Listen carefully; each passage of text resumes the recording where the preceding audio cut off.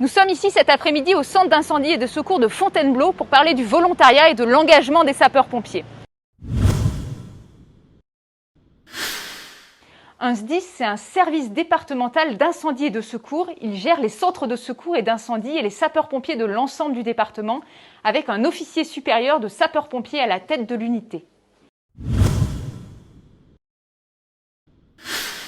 Les sapeurs-pompiers professionnels sont des agents de la fonction publique territoriale, recrutés à la suite d'un concours spécifique. Pour les sapeurs-pompiers volontaires, c'est différent. Ils effectuent leur mission après le travail, pendant leur congé, le soir, le week-end. C'est aussi une passion car cela prend sur le temps libre, le temps avec la famille et c'est vraiment un bel engagement solidaire.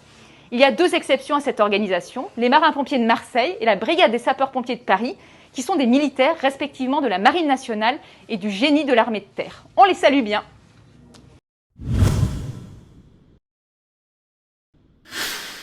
Oui, clairement, il y a beaucoup de sapeurs-pompiers volontaires, environ 80% des pompiers au total, près de 200 000 femmes et hommes qui se mobilisent pour aider et protéger les Français. Les volontaires enchaînent les gardes, les interventions, en plus de leur travail ou de leurs études. Bravo pour cet engagement, merci à vous.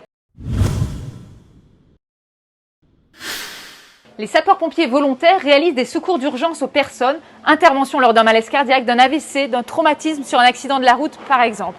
Ils luttent contre les incendies, autres événements catastrophiques comme les fuites de gaz. Ils sont vraiment présents pour protéger la population, quels que soient les dangers.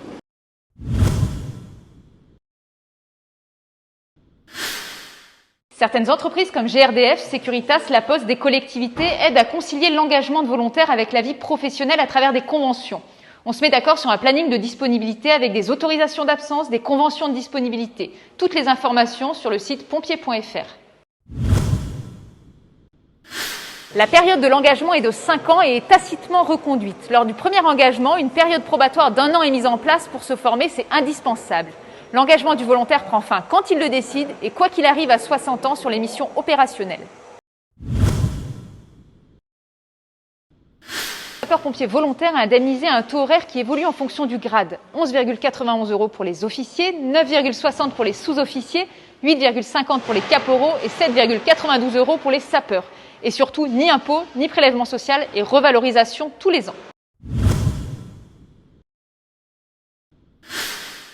Alors grand sportif non, par contre à l'entrée il y a quand même des tests sportifs, donc de la course à pied avec un luc léger, de la natation, et puis il faut quand même un minimum de conditions physiques et on n'est pas obligé de savoir monter la planche.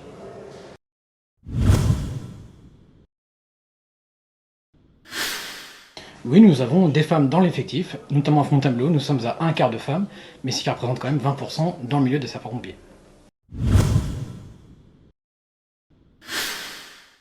Oui, il est tout à fait possible, tout dépend de votre département. Présentez-vous à l'accueil de la caserne souhaitée, prenez les renseignements, et ensuite vous pouvez monter votre dossier pour l'intégrer.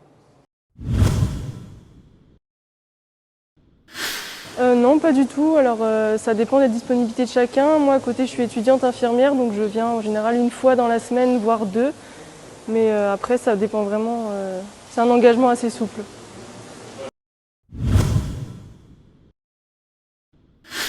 Au centre d'intervention et de secours de Fontainebleau, nous sommes 100 sapeurs-pompiers, répartis avec 70 volontaires et 30 professionnels.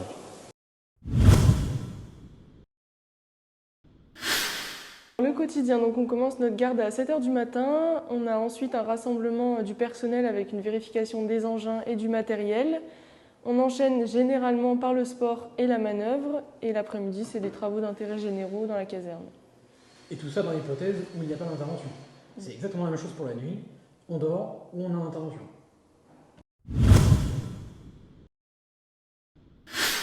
La plus marquante était un accident de la route.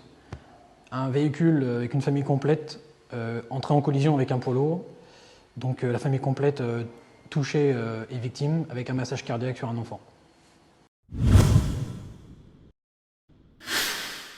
Je ne peux pas sortir un beau souvenir parce que c'est beaucoup de beaux souvenirs. Ça peut être de la reconnaissance d'une victime, tout comme du soulagement ou du réconfort qu'on peut apporter à la victime sur l'intervention.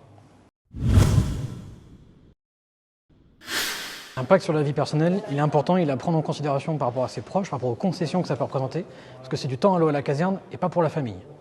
Et puis en général, quand on sort de la caserne, on est toujours pompier, on n'est pas pompier que sur les temps de garde, c'est 24 h sur 24.